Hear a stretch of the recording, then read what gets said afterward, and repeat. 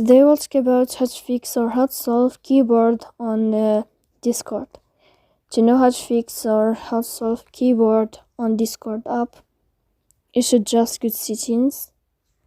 Here you can click on apps, default apps, app settings.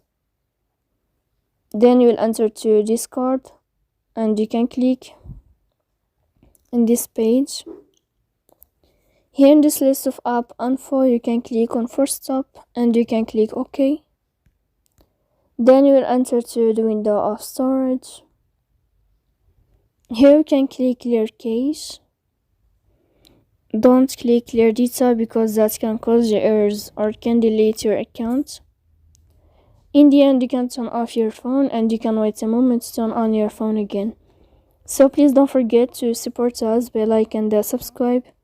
See you next time in another video and thank you for your attention.